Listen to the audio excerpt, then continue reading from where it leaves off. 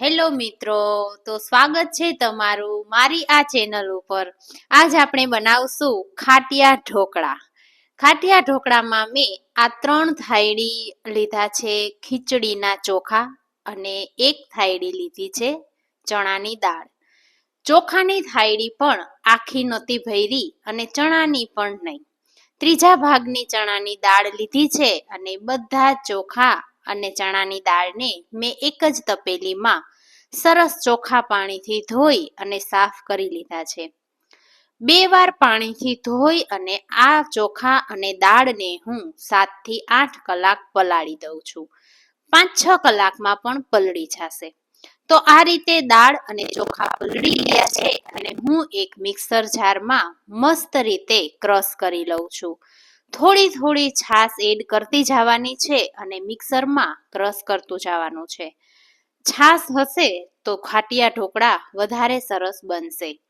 પલાળવાનું પાણીમાં છે પણ પીસવાનું હું છાશમાં જ રાખું છું. આ રીતનું બેટર રેડી કર્યું છે. વધારે પડતું લીસું પણ નહીં અને જોઈ શકો છો આટલું કરકરું રે એવી રીતે કરવાનું છે.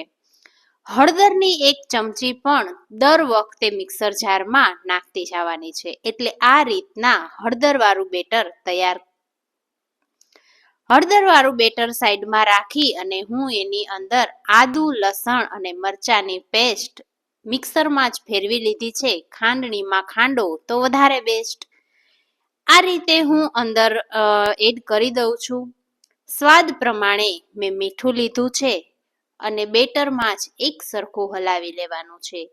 થોડા ખાવાના સોડા લેવાના છે અને સોડાની ઉપર જ લીંબુ નીચવી અને બધા જ સોડાને આ રીતે ફોડી લેવાના છે. જેનાથી આથો પણ સારો આવી ગયો છે છતાં પણ આ વસ્તુ કરવાથી ઢોકળા એકદમ સોફ્ટ અને ટેસ્ટી બનશે. આદુ, લસણ, મરચાની પેસ્ટ તમે ઓછી કે વધારે કરી શકો. થોડીક આગળ પડતી હશે તો સ્વાદ વધારે સારો આવશે. એ જ લીંબુના છાલ હું ઢોકળિયામાં રાખી અને પાણી અંદર રાખી અને ગરમ થવા રાખી દીધું છે. એટલી વારમાં સાઈડમાં આપણે ઢોકળા મૂકવા માટે બધા જ વાસણમાં આ રીતે વાટકી અને ડીશમાં તેલ નાખી અને ફરતે ગ્રીસ કરી લેવાનું છે. એટલે ઢોકળા તળિયે ઉખડવામાં ચોટે નહીં. આ રીતે બધું જ બેટર મેં એક સરખું વાટકીમાં અને ડીશમાં રાખી અને ઉપરથી લસણની ચટણી નાખી દીધી છે. જો તમને ફાવતું હોય તો કોથમીર પણ એડ કરી શકો. વરાળમાં બાફી અને આ રીતે થોડી વાર રહેવા દઈ અને છરીની મદદથી હું ચેક કરી લઉં છું. તો તમે જોઈ શકો છો કે સરસ ફૂલી ગયા છે અને સરસ બફાઈ પણ ગયા છે. તો સ્ટીમ ઢોકળા ચેક કરવા માટે આ રીતે છરી ફેરવશો એટલે અંદાજ આવી ગયો છે. હું ગેસને બંધ કરી દઉં છું અને નીચે લઈ અને હું ડીશમાં આ રીતે છરીથી સરસ ચેક્સ કરી લઉં છું. એક સરખા પાતળા અને મસ્ત ઢોકળા રેડી છે જે તમે જોઈ શકો છો. આ રીતે ઢોકળાની અંદર મેં ચેક્સ કરી લીધા છે અને બધા જ ઢોકળા સરસ રીતે ઇઝીલી ઉખડી પણ જાય છે અને મસ્ત ફૂલી અને સોફ્ટ જે તમને જોતા જ અંદાજ આવી જતો હશે.